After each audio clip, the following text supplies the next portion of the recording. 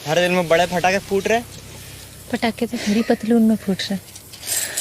ठीक क्या रहा करना, पकड़ेगा ना तो दोनों दिवाली शमशान में बढ़ाएंगे। हेलो मूवी लवर्स, मेरा नाम है राहुल। मेरे चैनल मूवी लवर्स को सब्सक्राइब करें और बेल आइकन दबाना ना भूलें। दोस्तों आज मैं एक्सप्लेन करने वाला हूँ मूवी था, जिसे आप फादर और सन का एक कॉम्बो भी कह सकते हैं, जिसमें फर्स्ट टाइम हर्षवर्धन कपूर ने एक्टिंग, एग्रेशन और एक्शन से आपका दिल जीत लेगा। मूवी शुरू होती है 1985 मुनावर गाँव राजस्थान से, जहाँ दिन दहाड़े मर्डर हो रहे हैं। अब जाने ये मर्डर कौन कर रहा है, इस मर्डर के पीछे उसका मोटिव क्या है, यही इस मूवी में हमें देखने को मिलता है। कहानी के शुरू में हमें एक मर्डर दिखाया जाता है, जिसमें एक आदमी का मर्डर करके उसका कान काट लिया जाता है। अगले सीन में हमें दो प्यार करने वालों को दिखाया जाता है, जो घर वालों से छुपकर यहाँ मिलने के लिए आए हैं और एक दूसरे को प्यार करने की कोशिश कर रहे हैं और जल्दी से अपने काम को निपटाकर घर जाना चाहते हैं।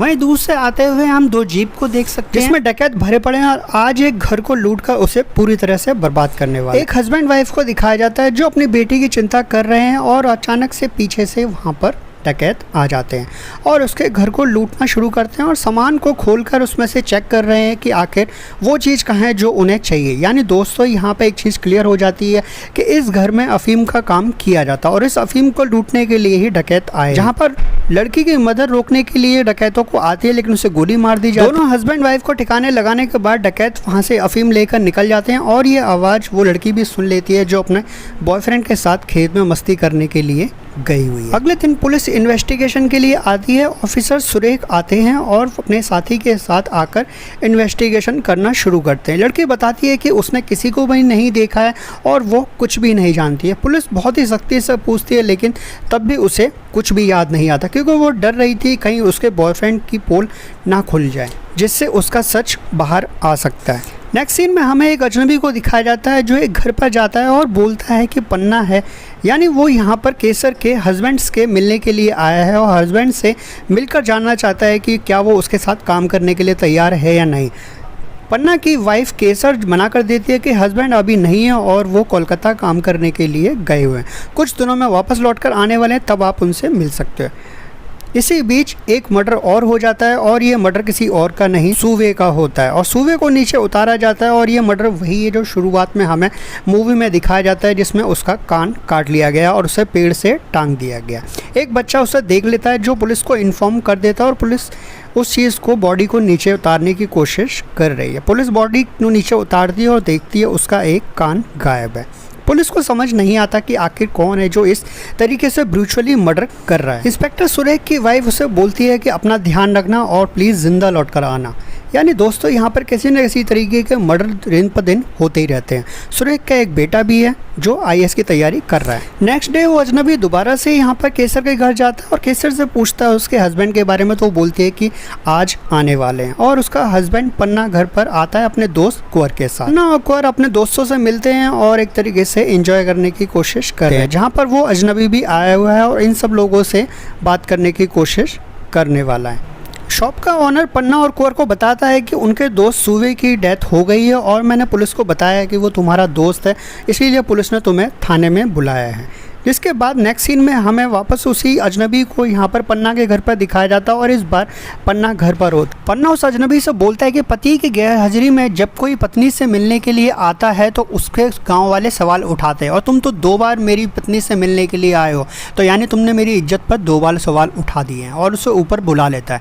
जिसके बाद वहाँ पर वो अजनबी उसे अपना प्लान बताता है और प्लान बताने के बाद वहाँ से चला जाता है और प्लान बड़ा सिंपल होता है कि उसके लिए काम करने के लिए उसे ऑफ़र करता है, जिसमें पन्ना बोलता है कि मुझे 5,000 रुपये चाहिए और मेरे साथियों को 1,500 में काम चल जाएगा और उन्हें कुछ सामान यहाँ से ट्रांसपोर्ट कर दिल्ली लेकर जाना। अजनबी ने पन्ना और कुंवर को बताया है कि मैं एंटिक्स के लिए काम करता हूँ और एंटिक चीज़ों को इकट्ठा कर दिल्ली लेकर जाता हूँ, और पन्ना और कुंवर उससे बोलते हैं कहीं तुम अफीम का काम तो नहीं करते हो, लेकिन वो इस चीज़ को हंसकर टाल देता है। जिसके बाद वहाँ पर गाड़ी को रोका जाता है और बोला जाता है कि मुझे अपने घर से सामान लेना है जो कि पहाड़ी पर होता है और उससे लेकर नीचे की तरफ आना है, जिसमें से वो कुंवर को लेकर ऊपर चला जाता है और कुंवर को अचानक से पीछे से गर्दन से पकड़कर उसे वहीं बेहोश कर देता है। कुंवर को मुंह और हाथ से बांधने के बाद उसे एक कमरे में बंद कर देता है, जिसके बाद वहाँ पर अचानक से पीछे पन्ना भी आ जाता है और पन्ना पूछता है कि कुंवर आखिर है कहाँ। तो वो अजनबी बताता है कि कुंवर को नींद आ गई थी इसलिए वो कमरे में आराम कर रहा है। और यहाँ पर पन्ना बोलता है कि कुंवर बिना कहीं भी सो जाता है। जिसके बाद वो पन्ना कमरे में जाकर कुंवर को देखता है तो उसके देखते ही शौक हो जाता है और उसे समझ में आ जाता है पूरा खेल आके चल गया। जिसके बाद वो अजनबी पीछे से रॉड से पन्ना को भी मारता है और पन्ना वहीं बेहोश हो जाता है। लेकिन किसी को भी अभी तक ये समझ में नहीं आ रहा था कि आखिर इस अजनबी का मोटिव क्या है और ये क्यों इन लोगों को इतनी बुरी तरह से मार रहा है। अगले सीन में वही अजनबी यहाँ पर पन्ना के घर पर आता है और पन्ना की वाइफ केसर से बोलता है कि मेरी पन्ना से बात हो गई है, उसने 200 रुपये में मुझे ऊपर वाला कमरा किराए पर दिया है। पन्ना की वाइफ पहले मना करती है, लेकिन जब किराए की रकम सुनती है तो उसका मूड बदल जाता है और वो किराए पर कमरा दे देती है। इसके बाद हमें कुंवर को दिखाया जाता है जिसे रस्सियों से बांधा हुआ है और उसे टॉर्चर करने की पूरी तरह से तैयारी की जाती है। और दूसरे रूम में वहाँ पर पन्ना के पैरों में कील ठोकी जा रही है और पैरों में कील ठोककर दर्द को इस हद तक महसूस कराने की कोशिश की जा रही है, यानी उसके साथ बहुत ही बुरा होने वाला है।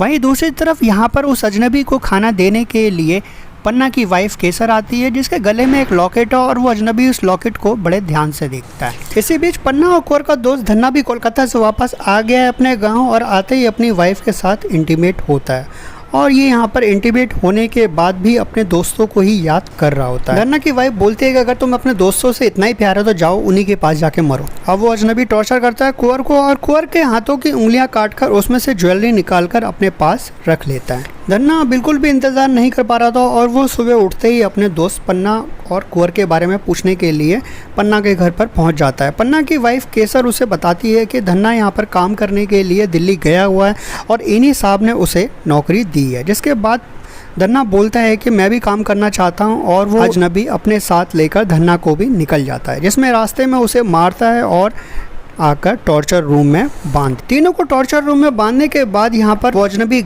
वापस आ रहा होता है घर के लिए, जहाँ पर उसे पुलिस इंस्पेक्टर बीच में देख लेता है और उससे रोककर पूछता है कि आखिर तुम यहाँ कर रहे थे। तब यहाँ पर अजनबी बोलता है कि मैं एंटिक्स की खुदाई कर रहा था जिसका मेरे पास लाइसेंस भी है और लाइसेंस में यहाँ पर उससे देखा जा रहा है और उस एड्रेस को इंस्पेक्टर अपनी डायरी में नोट कर लेता है और पहली बार अजनबी का नाम पता चलता है जिसका नाम सिद्धार्थ होता है। पन्ना की वाइफ केसर, जिस पर पन्ना इल्ज़ाम लगाता है कि वो कभी मां नहीं बन सकती है, उसके साथ सिद्धार्थ इंटीमेट होने की कोशिश करता है लेकिन वो उसे अवॉइड कर चली जाती है। इसके बाद हमें टॉर्चर रूम को दिखाया जाता है और टॉर्चर रूम में आज तीनों के ऊपर चूहे को बांधा जाएगा और चूहे को बांधकर उनके पीछे से आग को लगाया जाएगा ताकि तीनों को तीनों तिल तिल कर मरें और उन्हें पूरी तरह से इस दर्द का एहसास हो सके जो सिद्धार्थ के मन में कहीं ना कहीं है। लेकिन सिद्धार्थ के साथ हुआ क्या है दोस्तों बस रिवील होने ही वाला है। वहीं दूसरी तरफ पन्ना की वाइफ जो पहले सिद्धार्थ के साथ फिजिकल होने से डर रही थी और वो कहीं ना कहीं अब पूरी तरह से कंप्रोमाइज कर चुकी थी क्योंकि उसका पति उसे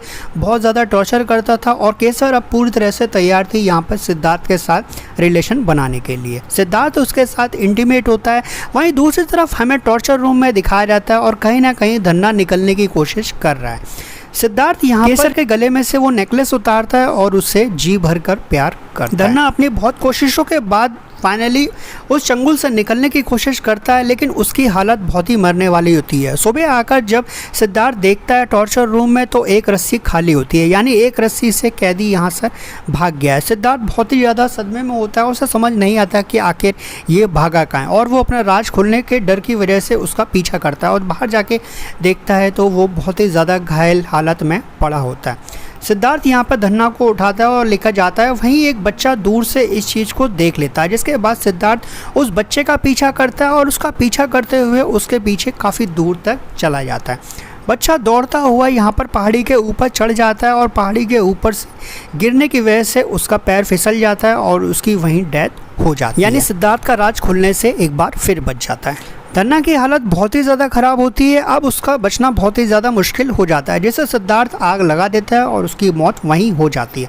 वहीं दूसरी तरफ पुलिस इन्वेस्टिगेशन करने के लिए उसी जगह पर आती है जहां पे उस बच्चे को गिरा हुआ है, जहां पर कुछ डकैत भी यहां पर पुलिस का इंतजार कर रहे हैं और पुलिस को पीछे से गोली मारी जाती है। सुरेख के साथी की जान वहीं चली जाती है और सुरेख इस चीज़ से लेकर बहुत ही ज़्यादा परेशान हो जाता है क्योंकि जिसके साथ वो इतने सालों से नौकरी कर रहा था अब वो इस दुनिया में नहीं रहा। सिद्धार्थ केसर को बताता है कि अब उसका काम खत्म होने वाला है और वो कल यहाँ से चला जाएगा।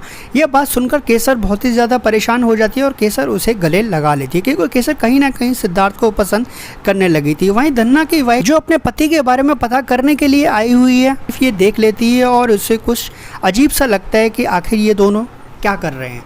जिसके बाद धन्ना की वाइफ सीधा जाती है पुलिस के पास और पुलिस को सारी बात बताना शुरू कर देती है कि धन्ना कुंवर और पन्ना से छुपकर यहाँ पर नशे का धंधा करता था, यानी अफीम की खेती यहाँ पर की जाती है, जिससे यहाँ पर पैकिंग की जा रही थी।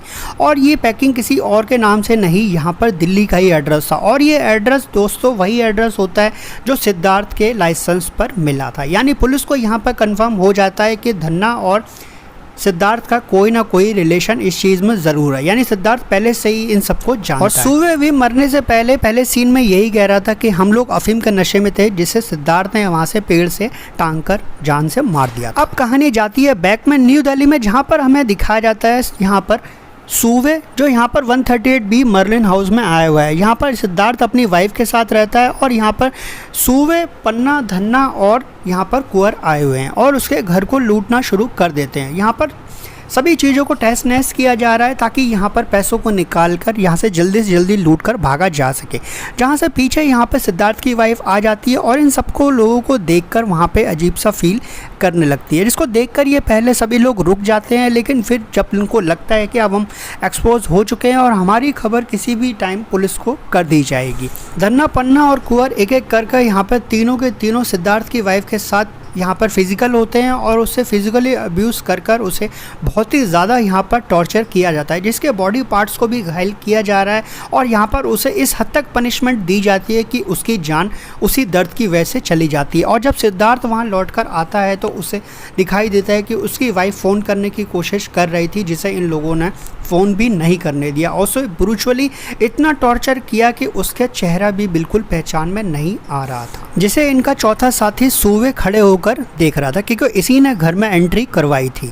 और जब सिद्धार्थ लौटकर आता है तो अपनी पत्नी की यह हालत देखकर अपने आप पे काबू खो बैठता है और उसी दिन से उसकी ज़िंदगी का एक ही मकसद हो जाता है, इन चारों को ठिकाने लगाकर अपनी पत्नी की मौत का बदला लेना। इसके बाद नेक्स्ट सीन में मूवी आती है प्रेजेंट में, जहाँ पर वो केसर को लेकर यहाँ पर अपने साथ लेकर सिद्धार्थ जा रहा है और पुलिस को भी पता चल चुका है कि आखिर सिद्धार्थ ऐसा क्यों कर रहा है, क्योंकि उसकी वाइफ के साथ इन लोगों ने टॉर्चर किया। सिद्धार्थ केसर की वाइफ को लेकर उसी जगह पे जा रहा होता है जहां उसने टॉर्चर करने के लिए सभी को बांधा हुआ होता है। सिद्धार्थ केसर को कुछ फोटो दिखाता है और फोटो दिखाकर बोलता है कि इन फोटो को ध्यान से देखो।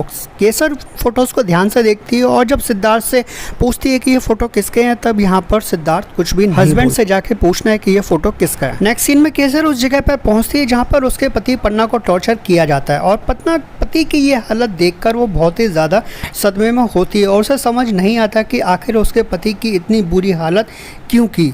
तब यहाँ पर पन्ना की पूरी तरह से एक्सपोज किया जाता है कि पन्ना ही वही था जिसने उसकी पत्नी को बहुत ही ज़्यादा ब्रूचुअली टॉर्चर किया था और उसके मुंह पर उसने इतनी बुरी तरह से हिट किए थे कि यहाँ पर उसका चेहरा भी बाद में पहचान में नहीं आ रहा था। यानी मेन कल्प्रिट यहाँ पर पन्ना ही था, जिसको सिर्फ उसके दोस्त वहाँ पर सपोर्ट कर रहे थे। कुंवर यहाँ सिद्धार्थ से रिक्वेस्ट करता है कि उसे छोड़ दिया जाए, क्योंकि वो लोग उस दिन अफीम के नशे में थे। जिसके बाद वो कुंवर को गोली मार देता है और यहाँ पर ये गोली सीने में लगती है, जिसकी वजह से उसकी जान वहीं चली जाती है। वहीं दूसरी तरफ पुलिस इंस्पेक्टर सुरेख, जिसके बाद डबल जिम्मेदारी है कि इन मर्डर्स को भी रोकना और दूसरी तरफ ये डकैत जो बार बार गांव में आकर तबाही मचाते हैं, इनको भी किसी तरीके से आज़ादी दिलवाना गांव वालों को। और वो यहाँ पर डकैत को गोली मार देता है, जिसके बाद वो यहाँ पर सिद्धार्थ को रोकने के लिए आया हुआ है, लेकिन सिद्धार्थ ने यहाँ पर इंस्पेक्टर के आने से पहले ही पन्ना को आग लगा देता है। इसके बाद वहाँ पर जैसे ही पुलिस ऑफिसर पहुँचता है तो पुलिस ऑफिसर यहाँ पर सिद्धार्थ को रोकने के लिए बोलता है और बोलता है तुम्हारे साथ जो बुरा हुआ है उसका इंसाफ किया जाएगा, लेकिन तुम्हें इन लोगों को छोड़ना होगा। लेकिन सिद्धार्थ इससे पहले ही दोनों को ठिकाने लगा चुका था। जिसके बाद सिद्धार्थ को गोली लगती है और गोली किसी और ने नहीं, यहाँ पर केसर ने ही उसे मारी हुई थी। जिसके बाद सिद्धार्थ की जान वहीं चली, जिसकी बीवी का मौत का बदला अब पूरा हो चुका था। नेक्स्ट सीन में हमें दिखाया जाता है यहाँ पर केसर को, जो अपने घर पर एक बॉक्स को ओपन करती है जिसके अंदर सिद्धार्थ का कुछ सामान होता है और सिद्धार्थ के सामान के अंदर वो चेक करती है। जब एक बॉक्स को खोल कर देखती है तो उसके अंदर पैसा ही पैसा होता है और बहुत सारा पैसा होता है, जिससे यहाँ पर केसर एक नई ज़िंदगी शुरू कर सकती है। अब दोस्तों एक चीज़ और भी यहाँ पर रिवील होती है कि यहाँ पर पन्ना में कमी थी, यहाँ पर केसर में कोई भी कमी नहीं थी, क्योंकि केसर अब प्रेग्नेंट हो चुकी थी और इन सब को लेकर यहाँ से इंस्पेक्टर सुरेश निकल जाता। दोस्तों जाने से पहले मूवी को एक बार शॉर्ट में डिस्कस कर लेते हैं, जो कि सिर्फ एक रिवेंज स्टोरी है, जिसमें सिद्धार्थ नाम का एक कैरेक्टर है जिसकी वाइफ को बहुत ही ब्रूचुअली टॉर्चर कर पन्ना और उसके दोस्तों ने जान से मार दिया था, जिसी का बदला लेने के लिए यहाँ पर पन्ना और उसके साथियों को एक एक कर ब्रूचुअली सिद्धार्थ टॉर्चर करता है और उन्हें उस हद तक पेन महसूस कराता है जो उसकी वाइफ ने उस दिन महसूस किया था। उम्मीद है दोस्तों आपको स्टोरी समझ आ गई होगी, और कोई सवाल है तो मेरे कमेंट बॉक्स में शेयर कर सकते हैं। तो जाइए और नेटफ्लिक्स की मूवी थार को एंजॉय करना ना भूलें, जो अनिल कपूर और हर्षवर्धन कपूर की एक कमबैक मूवी है, जिसमें हर्षवर्धन कपूर ने कहीं ना कहीं अच्छा रोल किया है। वहीं अनिल कपूर जो ऑल टाइम बेस्ट हैं, वो हमेशा अपनी बेस्ट परफॉर्मेंस देते हैं। दोस्तों अगर आपको ये वीडियो अच्छा लगा, इन्फॉर्मेटिव लगा है, तो प्लीज़ मेरे चैनल को लाइक, शेयर और सब्सक्राइब के साथ बेल आइकन दबाना ना भूलें। साथ ही आप किस मूवी या वेब सीरीज़ का रिव्यू चाहते हैं मेरे कमेंट बॉक्स में शेयर कर सकते हैं। थैंक्स। वंदे मातरम।